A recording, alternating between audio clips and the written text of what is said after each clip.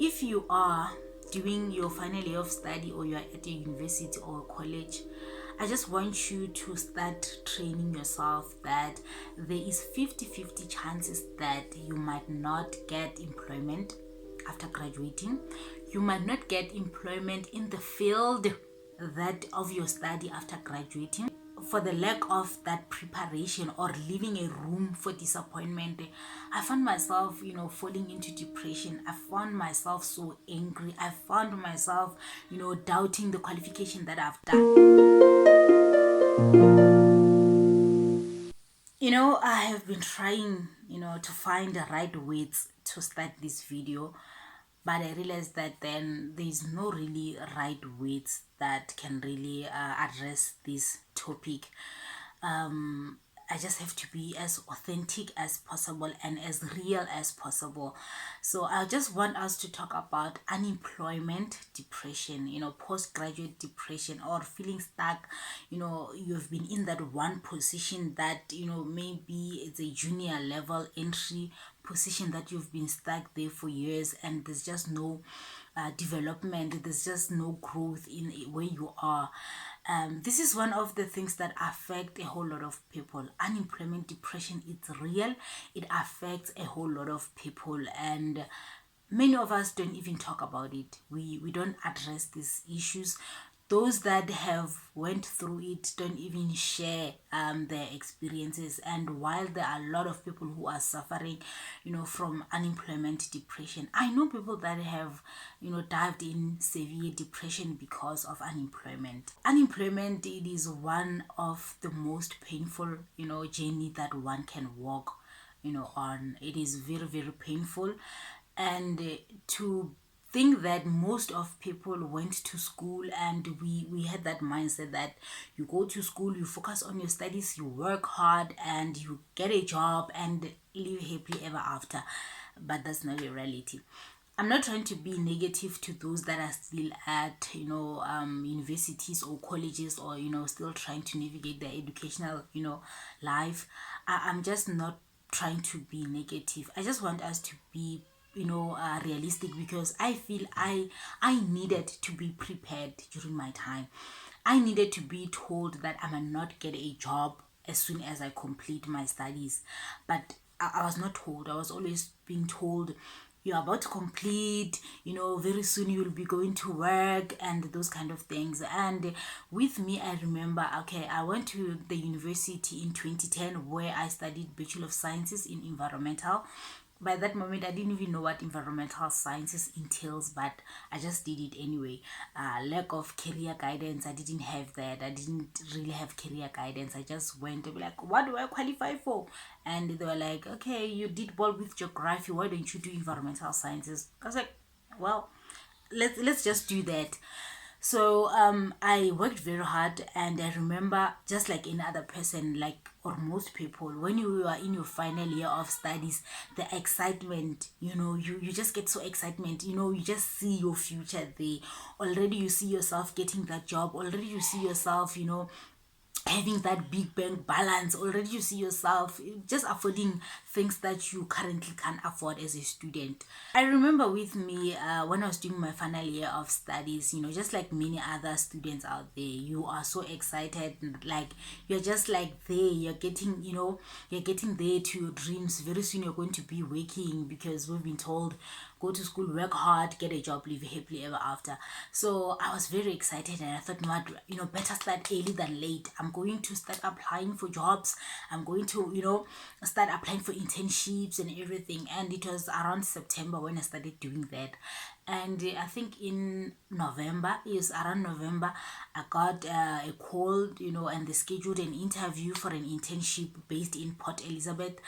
And yes, I was very excited. I did well. And it was within the month of November where I was being told that I got the internship. I'm excited. December, I pack my stuff, and I know that I've passed my exams. I was just sailing. Then I get home, boom, I find out I'm pregnant.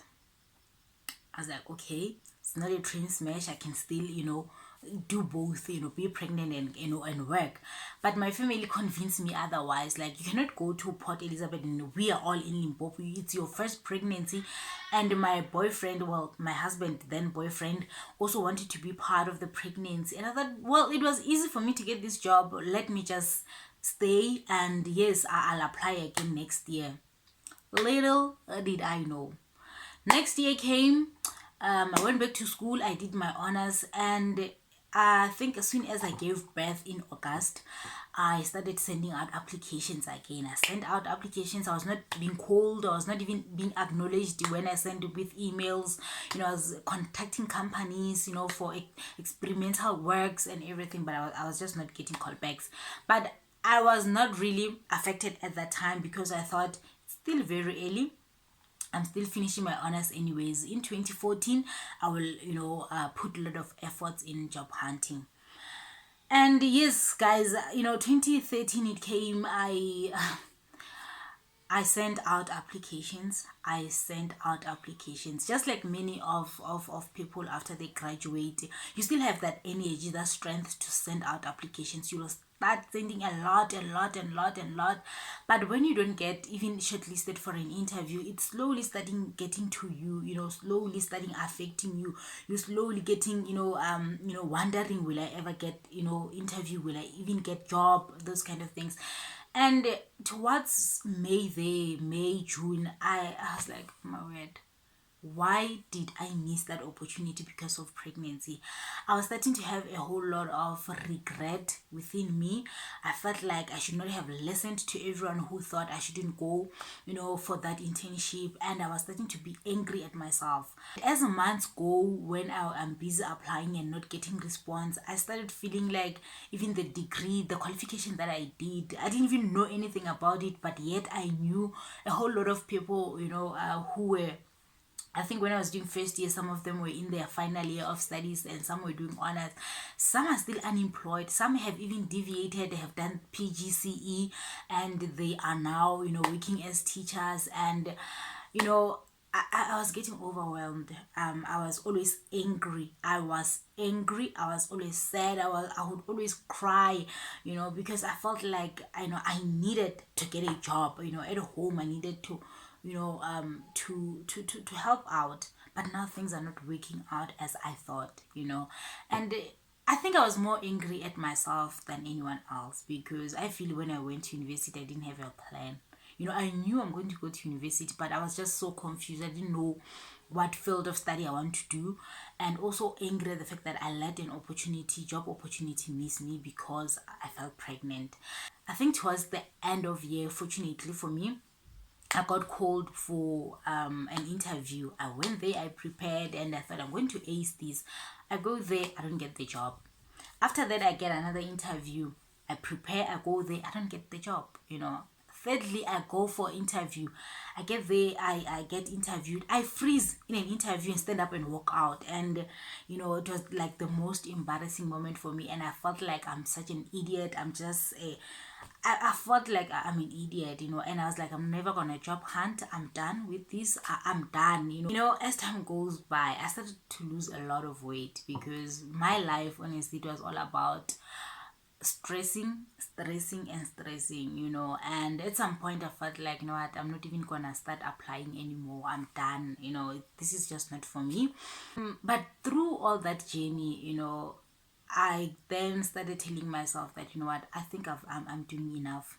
I've done enough, and I'm doing enough, and I should just keep doing what I'm doing, because the only thing that I have control of is to send out applications, and if I get called for interview, to perform well in the interview. But to get shortlisted, I've got no control over that. I have worked on my CV. I have given people to review my CV. They've done that. I feel my CV is fine. There's nothing that I can do. I just have to wait unto God. Because if I was not doing enough, surely I was going to go back to the drawing board and, see what is it that I'm not doing. Then I would start doing it. So with this video, guys, I just wanted us to go easy on ourselves. I know it's not easy, but certain things, they are beyond your control. There are certain things, there's nothing that you can do about it. The only thing that you can do in this time while you're waiting for, getting employment, is just to tell yourself that I'm going to search for jobs, I'm going to apply, I will work on my CV, I will work on my cover letter, I will interact with people, I will tell people that I need job, but getting shortlisted, guys, it has nothing to do with you. Even if you go to the interview and prepare, and make sure that you perform very well, one thing that you need to always keep in mind is there's always someone who's better than you. In fact, the thing that you have to just tell yourself is, there's only so much that you can do.